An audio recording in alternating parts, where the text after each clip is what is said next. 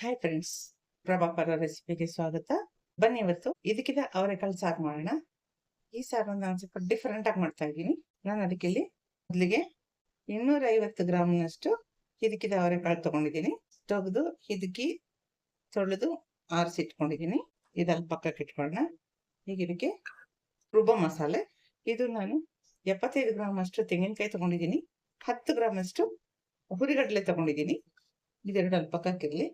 ಈಗ ಇದಕ್ಕೆ 5 ಗ್ರಾಮು ಗೋಡಂಬಿ ತಗೊಂಡಿದ್ದೀನಿ. 1 ಟೀ ಸ್ಪೂನ್ ಅಷ್ಟು ಜೀರಿಗೆ ತಗೊಂಡಿದ್ದೀನಿ. 5 ಕಾಳು ಬೆಳ್ಳುಳ್ಳಿ, 5 ಕಾಳು ಚಿಕ್ಕ ಚಿಕ್ಕ ಬೆಳ್ಳುಳ್ಳಿ ತಗೊಂಡಿದ್ದೀನಿ. ಒಂದು 6 ಲವಂಗ, 2 ಪೀಸು ಚಕ್ಕೆ ತಗೊಂಡಿದ್ದೀನಿ. ಒಂದು 3 ಒಣಮೆಣಸಿನ್ಕಾಯಿ ತಗೊಂಡಿದ್ದೀನಿ.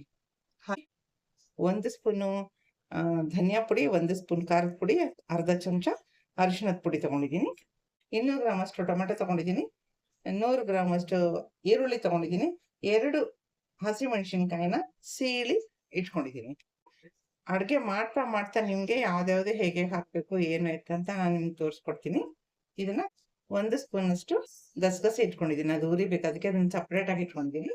ಇನ್ಯಾವುದು ಇದನ್ನ ಸ್ಟವ್ ಮೇಲೆ ಇಟ್ಬಿಡ್ತೀನಿ ಹುರಿಯಕ್ಕೆ. ಇದು ಹುರಿಯಕ್ಕೆ ಇಟ್ಟಿದ್ದೀನಿ. ಈಗ ಸಿಮ್ಮಲ್ಲಿ ಇಟ್ಕೊಂಡೆ ಹುರ್ಕೊಳ್ಳೋಣ ನಿಧಾನಕ್ಕೆ ಅದನ್ನ. ಇದು ಬೆಚ್ಚಗಾಗೋ ಅಷ್ಟೊತ್ತಿಗೆ ಮಸಾಲೆ ಎಲ್ಲ ಹಾಕೊಳ್ಳೋಣ. ನಾನಿಲ್ಲಿ ಮೀಡಿಯಂ ಜಾರ್ ತಗೊಂಡಿದ್ದೀನಿ. ಇದಕ್ಕೆ ಇಲ್ಲಿ ಯಾವ್ದು ಐಟಮ್ಸ್ ನಾನು ಹುರಿತಾ ಇಲ್ಲ ನೋಡಿ. ತೆಂಗಿನಕಾಯಿನೆಲ್ಲ ಹಾಕೊಳ್ತಾ ಇದ್ದೀನಿ. ಹುರಿಗಡಲೆ ಹಾಕೊಳ್ತಾ ಇದ್ದೀನಿ. ಲವಂಗ ಮತ್ತೆ ಚಕ್ಕೆ ಹಾಕೊಳ್ತಾ ಇದ್ದೀನಿ. ಬೆಳ್ಳುಳ್ಳಿ ಹಾಕೊಳ್ತಾ ಇದ್ದೀನಿ. ಜೀರಿಗೆ ಹಾಕೊಳ್ತಾ ಇದ್ದೀನಿ. ಹಾಗೇನೆ ಕಾಜು ಹಾಕೊಳ್ತಾ ಇದ್ದೀನಿ, ಅಂದ್ರೆ ಗೋಡಂಬಿ ಹಾಕೊಳ್ತಾ ಇದ್ದೀನಿ. ಒಣ ಮೆಣಸಿನ್ಕಾಯಿನೂ ಹಾಕೊಳ್ತಾ ಇದ್ದೀನಿ. ಈಗ ಇದು ಹುರಿದಿದ್ದಾಗಿದೆ. ಇದಕ್ಕೆ ಮಿಕ್ಸ್ ಮಾಡ್ತಾ ಇದ್ದೀನಿ. ಏನಕ್ಕಪ್ಪ ಗಸಗಸೆ ಮಾತ್ರ ಹುರಿಬೇಕು ಅಂದ್ರೆ ಅದು ಹುರಿದಾಗ ಒಂಥರ ಘಮ ಚೆನ್ನಾಗಿರುತ್ತೆ. ಅದಕ್ಕೋಸ್ಕರ ಅದನ್ನ ಹುರಿಯಕ್ಕೆ ಹಾಕಿದ್ದೀನಿ ಅಷ್ಟೇನೆ. ಇದನ್ನ ರುಬ್ಬಕ್ಕೆ ತಗೊಂಡು ಹೋಗ್ತೀನಿ. ಈಗ ಈ ಪಾತ್ರೆಯಲ್ಲಿ ಅವರೆಕಾಳನ್ನೆಲ್ಲ ಹಾಕಿ, ಹಿದಕಿದ ಅವರೆಕಾಳನ್ನೆಲ್ಲ ಹಾಕಿ ಅದು ಮುಳುಗುವಷ್ಟು ನೀರು ಹಾಕ್ತೀನಿ. 1 ಸ್ಪೂನ್ ಅಷ್ಟು ಉಪ್ಪು ಹಾಕ್ಬಿಡ್ತಾ ಇದ್ದೀನಿ. ಅದಕ್ಕೆ ಮಸಾಲೆನ ಏಕದಮ್ ನೀರು ಹಾಕಿ ರುಬ್ಬಲ್ಲ. ಫಸ್ಟ್ ಡ್ರೈ ಆಗಿ ರುಬ್ಬಿದ್ರೆ ಅದೆಲ್ಲ ಚೆನ್ನಾಗೋಗುತ್ತೆ. ಆಮೇಲೆ ಅದಕ್ಕೆ ನೀರು ಹಾಕ್ಬೋದು ನಾವು. ಸ್ಟವ್ ಮೇಲೆ ಇಡ್ತಾ ಇದ್ದೀನಿ. ರುಬ್ಬಿದ್ದೀನಿ. ಈಗ ಇದಕ್ಕೆ ನೀರು ಹಾಕೊಳ್ತೀನಿ. ಸ್ವಲ್ಪ ನೀರು ಹಾಕೊಂಡು ಅದನ್ನ ನುಣ್ಣಗೆ ರುಬ್ಕೊಂಡ್ಬರೋಣ. ಈಗ ಇದನ್ನ ಪಕ್ಕದ ಸ್ಟವ್ ಮೇಲೆ ಶಿಫ್ಟ್ ಮಾಡ್ತಿದ್ದೀನಿ. ಬೇರೆ ಪಾತ್ರೆ ಇಟ್ಕೊಂಡು ನಾನೀಗ 1 ಟೇಬಲ್ ಸ್ಪೂನ್ ಅಷ್ಟು ಎಣ್ಣೆ ಹಾಕ್ತಾ ಇದ್ದೀನಿ. ಈಗ ಅದಕ್ಕೆ ಸಾಸಿವೆ ಹಾಕೊಳ್ತಾ ಇದ್ದೀನಿ. ಸ್ವಲ್ಪ ಜೀರಿಗೆ ಹಾಕೊಳ್ತೀನಿ. ಹಸಿಮೆಣಸಿನ್ಕಾಯಿ ಹಾಕ್ತೀನಿ ಜೊತೆಗೇನೆ. ಅದು ಸ್ವಲ್ಪ ಸಿಪ್ಪೆ ಎಲ್ಲ ಬೆಳ್ಳಕ್ಕಾದ್ಮೇಲೆ ಈರುಳ್ಳಿ ಹಾಕ್ಬಿಡ್ತೀನಿ. ಸ್ಟವ್ ಸ್ವಲ್ಪ ಮೀಡಿಯಂ ಅಂಟಿಸೋಣ. ಕಾಳು ಕುದೀತಾ ಅದ್ರ ಮೇಲೆ ಗಲೀಜ್ ಬರ್ತಾ ಇರುತ್ತೆ, ಅದೆಲ್ಲ ತೆಗೆದುಬಿಡ್ಬೇಕು. ತುಂಬಾ ಕುದಿಸೋದೇನು ಬೇಡ. ಕಾಳನ್ನ ಒಂದು 2 ನಿಮಿಷ ಕುದ್ರೆ ಸಾಕು, ಯಾಕಂದ್ರೆ ಮತ್ತೆ ಮಸಾಲೆ ಜೊತೆ ನಾಲ್ಕು ಬೇಯಬೇಕಲ್ಲ. ಈಗ ಇದಕ್ಕೆ ಟೊಮೆಟೊ ಹಾಕೊಳ್ತಾ ಇದ್ದೀನಿ. ಸಣ್ಣಗೆ ಹೆಚ್ಚಿಟ್ಕೊಂಡಿರೋಂಥ ಟೊಮೆಟೊ ಹಾಕೊಳ್ತಾ ಇದ್ದೀನಿ.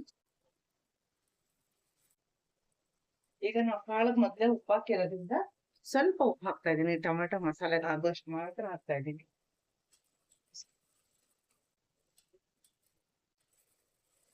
ಇದು ಟೊಮೆಟೊ ಹಣ್ಣೆಲ್ಲ ಚೆನ್ನಾಗಿ ಬೇಯಬೇಕು, ಅಲ್ಲಿವರೆಗೂ ಇದನ್ನ ಬೇಯಿಸ್ಕೋಬೇಕು. ನಿಮಿಷ ಮುಚ್ಚಿಡ್ತೀನಿ, ಬೇಗ ಬೇಯುತ್ತೆ.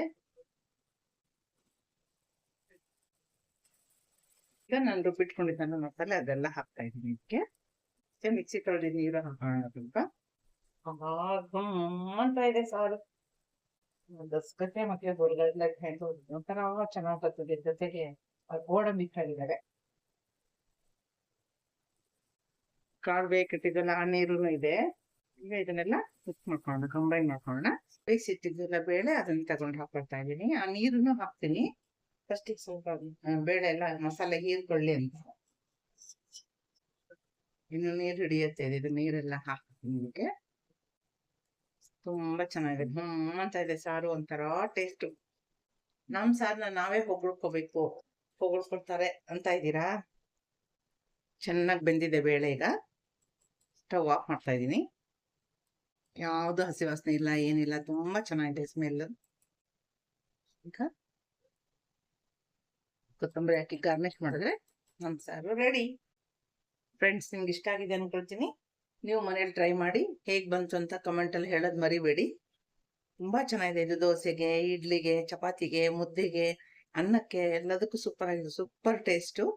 ನೀವು ಮನೇಲಿ ಟ್ರೈ ಮಾಡಿ. Thank you friends, thank you for watching.